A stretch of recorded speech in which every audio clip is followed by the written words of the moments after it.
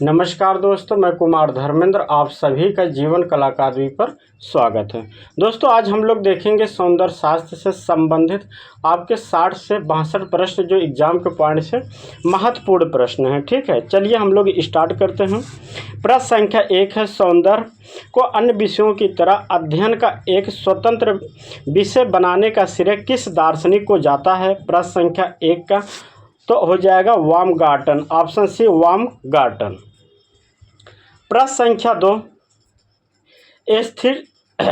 Aesthetics शब्द Greek शब्द जिसका अर्थ होता है एस्थेटिकोस में निकला है किससे? तो इसका अर्थ होता है ऑप्शन ए हो जाएगा इंद्रिय जनित अनुभूत। प्रश्न संख्या 3, एस्थेटिक्स शब्द को प्रथम बार बाumgarten द्वारा अपनी पुस्तक एस्थेटिका में किस सन में परिभाषित किया गया? तो प्रश्न संख्या 3 का हो जाएगा 1750, ऑप्शन बी हो जाएगा 1750। प्रश्न संख्या 4,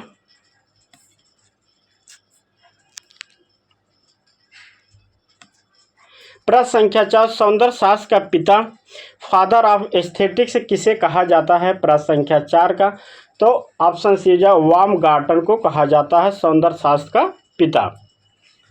प्रश्न संख्या 5, यूनानी दर्शन का पिता किसे कहा जाता है? महत्वपूर्ण प्रश्न दोस्तों, यूनानी दर्शन का पिता किसे कहा जाता है, किसे माना जाता है? प्रश्न संख्या 5 का तो याद रखिए थेलीज हो जाएगा, ऑप्शन डी हो जाएगा थेलीज।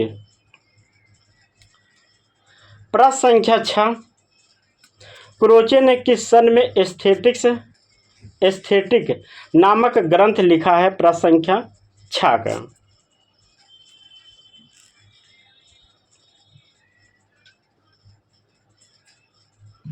प्रश्न संख्या 6 का एस्थेटिक्स उन्होंने पुस्तक कब लिखा है?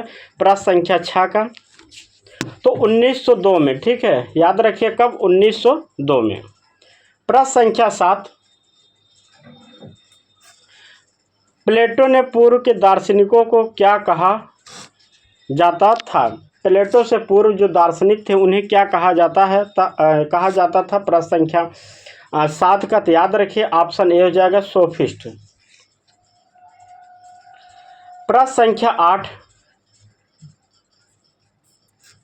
भारतीय सौंदर्य शास्त्र में रस सिद्धांत के पुरोधा किसे माना जाता है? प्रश्न संख्या 8 का तो ऑप्शन ए हो जाएगा भरत मुनि को। प्रश्न संख्या 9, भारतीय सौंदर्य शास्त्र के प्रथम दार्शनिक कौन थे? प्रश्न संख्या 9 का तो याद रखिए भारत के जो प्रथम अगर सौंदर्य शास्त्री थे तो वह भरत मुनि थे। तो ऑप्शन क्या हो जाएगा? बी, भरत मुनि।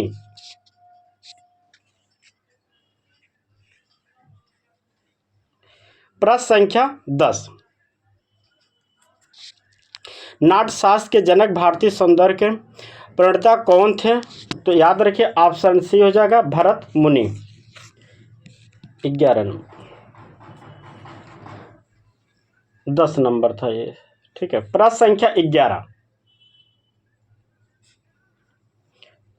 नाट्यशास्त्र की रचना भरत मुनि ने कब किया था? प्रश्न संख्या 11 का तो प्रथम शताब्दी में, ऑप्शन आपका डी हो जाएगा।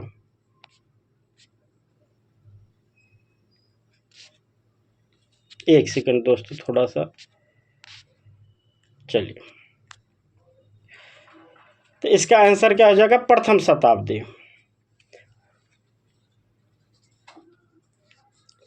प्रश्न संख्या 12, नाट्यशास्त्र की टीका अभिनव गुप्त ने किस नाम से किया था? प्रश्न संख्या 12 का नाट्यशास्त्र की टीका अभिनव गुप्त ने किस नाम से किया था? प्रश्न संख्या 12 का तो अभिनव भारती, ऑप्शन हो जाएगा डी आपका। प्रश्न संख्या 13, रस की उत्पत्ति को सबसे पहले किसने परिभाषित किया? प्रश्न संख्या 13 तो किसने परिभाषित किया? तो भरत मुनि ने। प्रश्न संख्या 14, डॉक्टर मनमोहन घोष ने नाट्यशास्त्र की टीका किस भाषा में लिखा?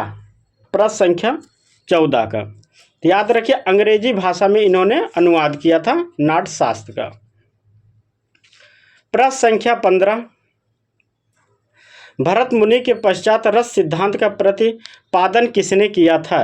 प्रश्न संख्या 15 का तो अभिनव गुप्त ने किया था, ऑप्शन ए हो जाएगा। प्रश्न संख्या 16, रस भाव को शास्त्र रूप किसने दिया? तो ऑप्शन ए हो जाएगा भरत मुनि। प्रश्न संख्या 17, भरत मुनि के अनुसार रसों की कुल संख्या कितनी है? भरत मुनि के अनुसार रसों की कुल संख्या कितनी है? तो 8 हो जाएगा, ऑप्शन आपका बी।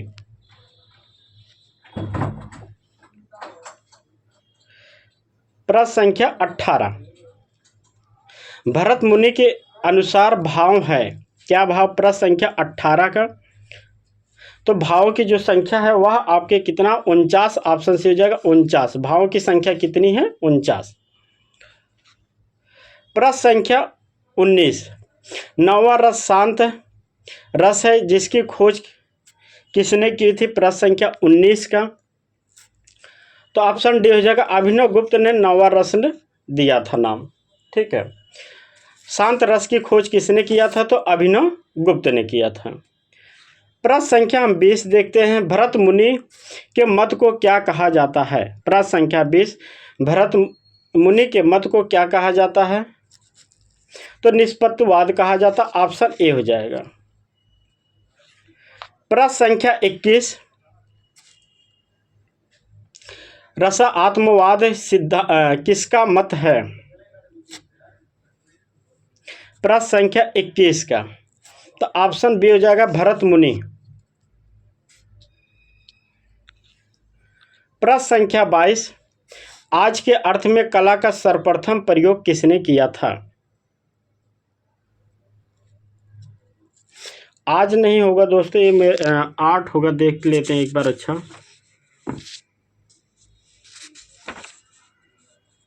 नहीं, ठीक है, आज है दोस्तों। ठीक है, आज के अर्थ में कला का सर्वप्रथम प्रयोग किसने किया था? प्रश्न संख्या 22 का तो याद रखिए इसका आंसर हो जाएगा भरत मुनि।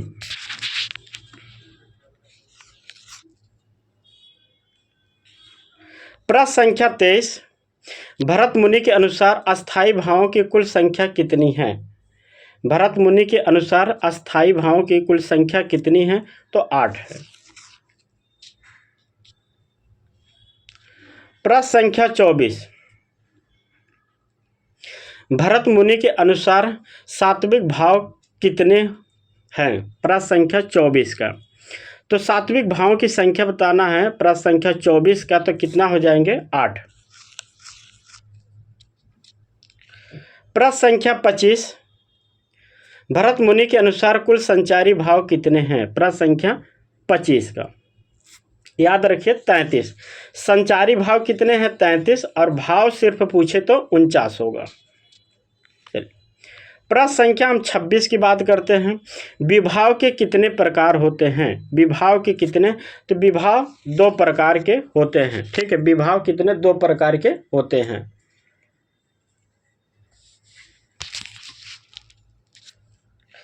प्रश्न संख्या 27, अनुभाव कितने प्रकार के होते हैं? प्रश्न संख्या 27 का तो याद रखिए भरत मुनि के अनुसार जो अनुभाव की बात की गई है वह 4 प्रकार के, तो ऑप्शन आपका हो जाएगा बी, 4 प्रकार के। अनुभाव 4 प्रकार के और विभाव 2 प्रकार के।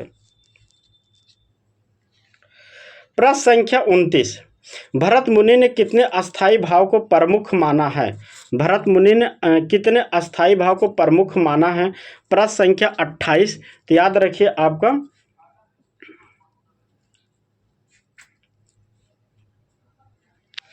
इन्होंने 4 माना।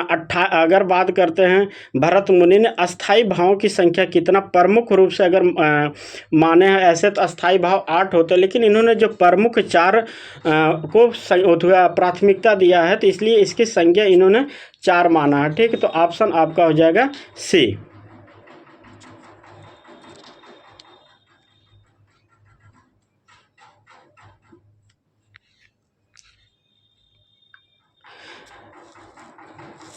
अस्थाई भावों की संख्या 8 होती है दोस्तों, ठीक है। जब कभी इस तरह प्रश्न आए तो हमेशा आप 8 लगाइए, ठीक है, क्योंकि इन्होंने जो भरत मुनि ने 8 भी माना है, 4, क्योंकि जो 4 दिया, 8 में से 4 को इन्होंने प्राथमिकता दिया है, ठीक है। तो याद रखिए अस्थाई भाव हमेशा आप 8 ही लगाइए, ठीक है।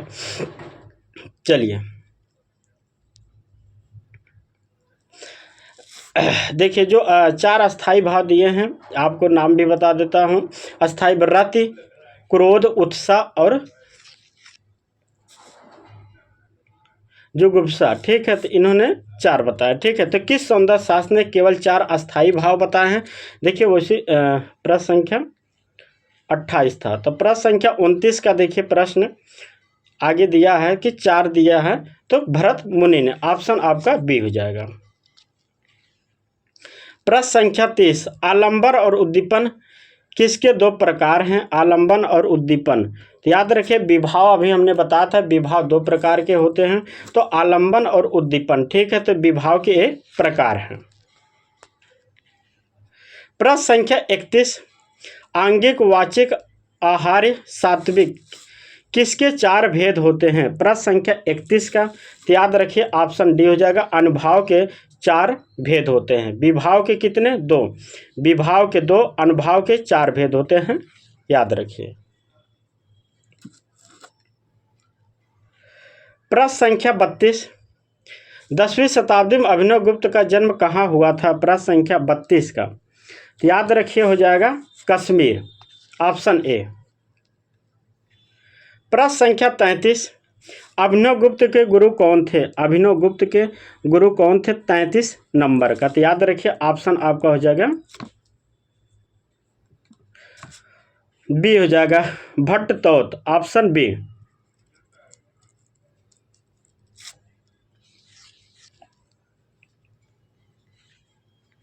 प्रश्न संख्या 34, भरत मुनि के बाद भारती का सबसे महत्वपूर्ण योगदान किसका रहा सौंदर्य शास्त्री में? ठीक है, प्रश्न यह है कि भरत मुनि के अनुसार सौंदर्य शास्त्र में किसका महत्वपूर्ण योगदान रहा? प्रश्न संख्या 34 का प्रश्न ये पूछना चाहता, तो याद रखिए अभिनव गुप्त। भरत मुनि के बाद सबसे योगदान रहा अगर सौंदर्य शास्त्र में, तो वह आपका अभिनव गुप्त का था।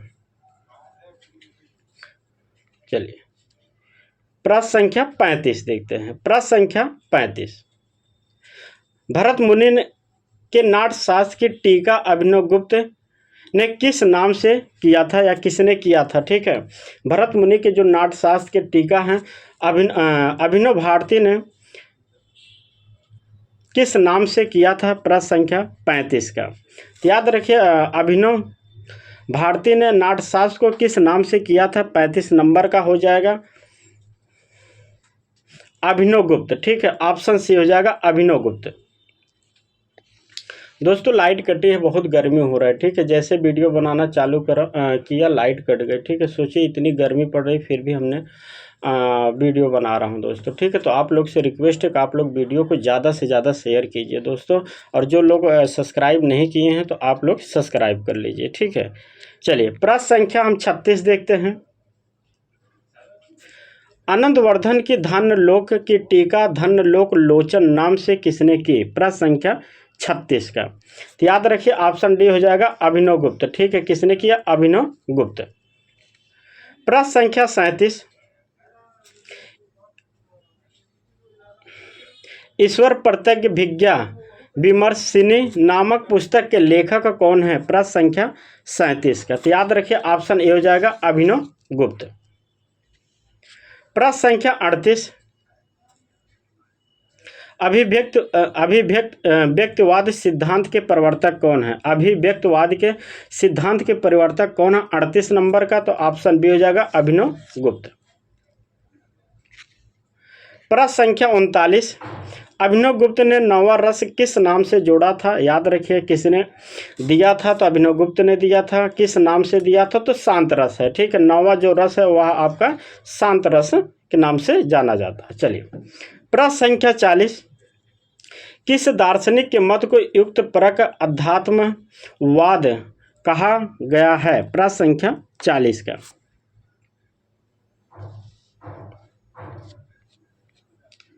तो प्रश्न संख्या जो 40 है, याद, प्रश्न संख्या 40 का आंसर हो जाएगा अभिनव गुप्त।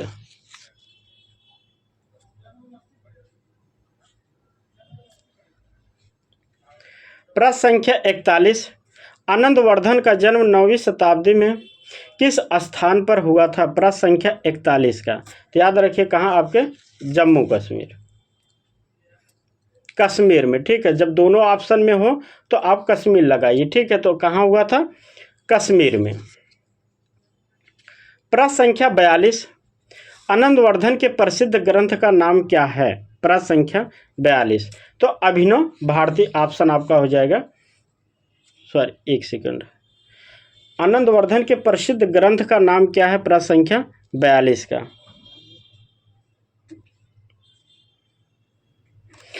ऑप्शन तो अभिनव गुप्त का हो जाएगा, अभिनव भारती। आनंदवर्धन दिया दोस्तों, ठीक है, सॉरी, आनंदवर्धन का हो जाएगा धान्य लोक हो जाएगा, ठीक है। ये अभिनव गुप्त का है, ठीक है, यह अभिनव गुप्त का है। ये है आपके आनंदवर्धन का, तो ऑप्शन आपका हो जाएगा क्या?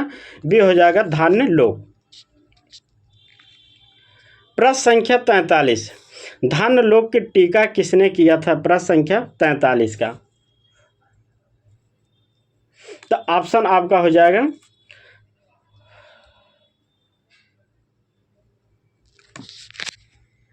43 नंबर का, तो ऑप्शन आगे पीछे हो गया है, 43 नंबर का अभिनव गुप्त हो जाएगा, ठीक है। तो ऑप्शन आप इसको चाहे बी समझिए, जो भी अभिनव गुप्त ने दिया था धान्य लोक का जो टीका, अभिनव गुप्त। प्रश्न संख्या 44, ध्वनि सिद्धांत के प्रवर्तक कौन है? ध्वनि सिद्धांत के प्रवर्तक कौन है? प्रश्न संख्या 44 का, तो आनंदवर्धन, ऑप्शन डी। प्रश्न संख्या 45, रसदीप्ति नामक पुस्तक के लेखक कौन हैं? प्रश्न संख्या 45 का, तो आनंदवर्धन लेखक हैं रसदीप्ति। प्रश्न संख्या 46, आनंदवर्धन ने सब ध्वनियों में किस ध्वनि को श्रेष्ठ माना है? आनंदवर्धन ने सब ध्वनियों में किस ध्वनि को श्रेष्ठ माना है? प्रश्न संख्या 46 का, तो ऑप्शन देखते हैं।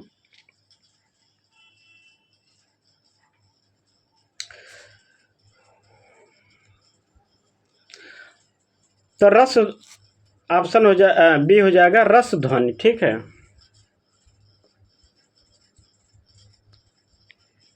प्रश्न संख्या 47, ध्वनि कितने प्रकार की मानी जाती है?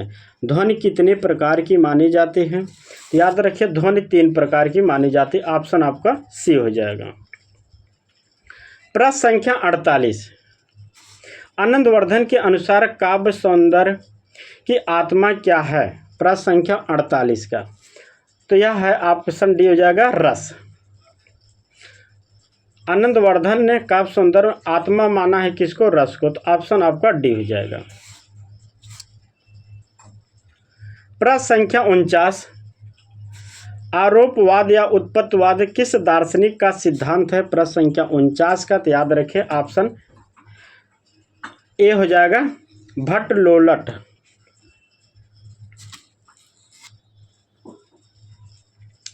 प्रश्न संख्या 50, निम्न में से कौन शंकुक का सिद्धांत है? प्रश्न संख्या 50 का, तो शंकुक ने दिया था अनुमितिवाद का सिद्धांत, ऑप्शन आपका बी हो जाएगा अनुमितिवाद का सिद्धांत।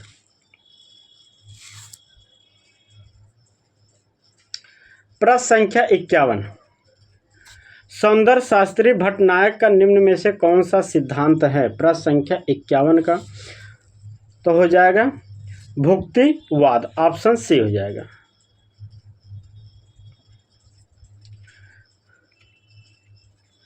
प्रश्न संख्या 52,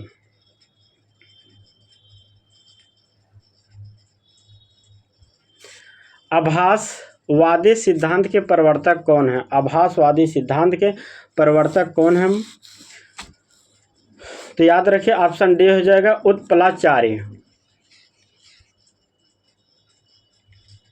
प्रश्न संख्या 53, कुंतक के सिद्धांत को किस नाम से जाना जाता है? प्रश्न संख्या 53 है, कुंतक के सिद्धांत को किस नाम से जाना जाता है?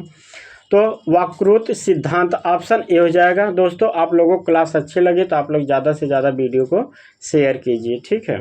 चलिए प्रश्न संख्या बात करते हैं 54 की। आचार भामा का सिद्धांत निम्न में से कौन है? प्रश्न संख्या 54 का।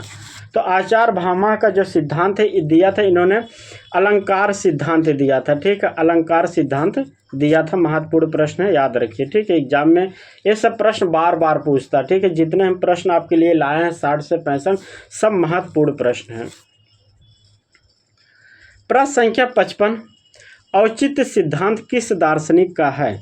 औचित्य सिद्धांत किस दार्शनिक का है? तो यह क्षेमेंद्र का है, आचार्य क्षेमेंद्र हो जाएंगे। प्रश्न संख्या 56, रूप गोस्वामी के सिद्धांत को पहचानिए। रूप गोस्वामी के सिद्धांत को पहचानिए तो इन्होंने क्या दिया था?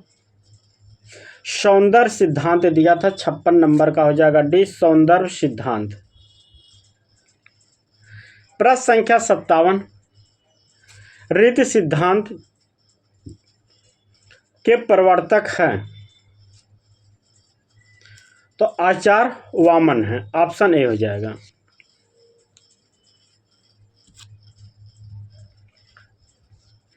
प्रश्न संख्या 58, चीनी चित्रकला के 6 अंग के मध्य किसने बताया? जो 474 से 502 के बीच के मध्य किसने बताया था चीनी चित्रकला के 6 अंगों की चर्चा किया? प्रश्न संख्या 58 का, तो याद रखें हसी हो, ऑप्शन आपका बी हो जाएगा। प्रश्न संख्या 59, किस दार्शनिक ने ancient memoir on the classification painters नामक ग्रंथ में चीनी षडांग का उल्लेख किया है? प्रश्न संख्या 59 का, तो हो जाएगा ऑप्शन सी हो जाएगा, हसी हो। इसका नाम है हो सी, ठीक है, हो सी, हसी हो, तो ऑप्शन आपका सी हो जाएगा। प्रश्न संख्या 60, चीनी षडांग का प्रथम और महत्वपूर्ण अंग निम्न में से कौन है?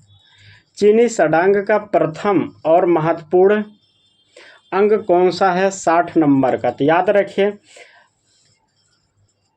लयात्मक प्राणधारा जीवंतता है, ऑप्शन आपका डी हो जाएगा।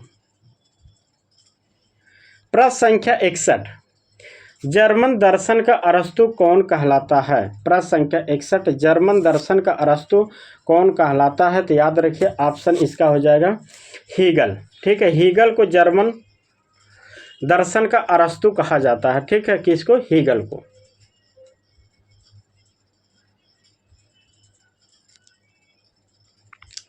प्रश्न संख्या 62, कला का उद्देश्य सभी मनुष्यों को एक सूत्र में बांधना है, यह कथन किस दार्शनिक के लिए कहा गया है? प्रश्न संख्या 62 का,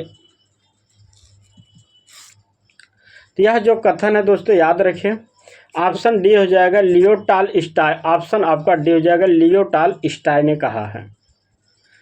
प्रश्न संख्या 63, और यह आज का अंतिम प्रश्न है दोस्तों। आप लोगों को क्लास कैसी लगी आप कमेंट करके ज़रूर बताइए दोस्तों, ठीक है। आप कमेंट करके ज़रूर बताइए कि क्लास कैसी लगी, और जो लोग चैनल को सब्सक्राइब नहीं किए हैं तो प्लीज़ आप लोग चैनल को सब्सक्राइब कर लिए, जिससे कि आपके पास नोटिफिकेशन पहुंच जाए, ठीक है। तो आप लोग चैनल को ज़्यादा से ज़्यादा सब्सक्राइब कीजिए, और वीडियो को आप लोग जितना शेयर करेंगे इतना मैं वीडियो डेली लाऊंगा दोस्तों, ठीक है। आप लोग क्या करते हैं, वीडियो को शेयर नहीं करते, आप एक दूसरे को शेयर कीजिए, जिससे कि मैं डेली आपके लिए 2 प्रैक्टिस सेट लाऊंगा दोस्तों, ठीक है। चलिए प्रश्न संख्या 63 है, लेक्चर ऑन फाइन आर्ट किसकी रचना है? प्रश्न संख्या 63 का, यह जो रचना की बात करें, ठीक है, प्रश्न संख्या 60 का, तो हो जाएगा हीगल ने दिया था, ठीक है, हीगल इसका आंसर हो जाएगा। तो दोस्तों यह आज का महत्वपूर्ण प्रश्न है। आपको क्लास कैसी लगी आप लोग कमेंट करके ज़रूर बताइए दोस्तों, ठीक है। देखिए आपके लिए लाइट कटने के बाद भी मैंने वीडियो बनाता रहा, जो जबकि इतनी गर्मी है दोस्तों, आप सब लोग जानते हैं, ठीक है। तो आपसे रिक्वेस्ट है कि आप लोग ज़्यादा से ज़्यादा वीडियो को शेयर कीजिए एक दूसरे को, जिससे कि आपको कि दिन में मैं 2 प्रैक्टिस सेट या आप कह सकते हैं मॉडल पेपर मैं डेली लेके आने की सोच रहा हूँ, लेकिन मेरी वीडियो आप लोग शेयर कर नहीं रहे, इसलिए मैं क्या करता हूँ, वीडियो बनाने का कभी कभी मन नहीं करता है, ठीक है। तो आप लोग कम से कम एक ही काम करना है, वीडियो को ज़्यादा से ज़्यादा शेयर कीजिए। देखिए कम से कम समय में मैं आपको 100 प्रैक्टिस सेट कराता हूँ, 125 प्रश्न कराता हूँ। 125 प्रश्न यूट्यूब पे आप देखेंगे कोई 2 घंटा 1.5 घंटा 3 घंटा में करा रहा है, लेकिन सोचिए 125 प्रश्न मैं आपको आधा घंटा में कराता हूँ। 60 क्वेश्चन देखिए मैं आपको इतने कम समय में करा दिया, जो वीडियो आप किसी पूरे यूट्यूब पे देखेंगे तो कम से कम 1 घंटा 1.5 घंटा, और 60 प्रश्न 65 प्रश्न लाने का मतलब होता है, सोचिए कम से कम समय में आपके लिए करवाता हूं दोस्तों, ठीक है। तो आपसे रिक्वेस्ट है कि आप लोग ज़्यादा से ज़्यादा वीडियो को शेयर कीजिए दोस्तों, ठीक है। चलिए धन्यवाद।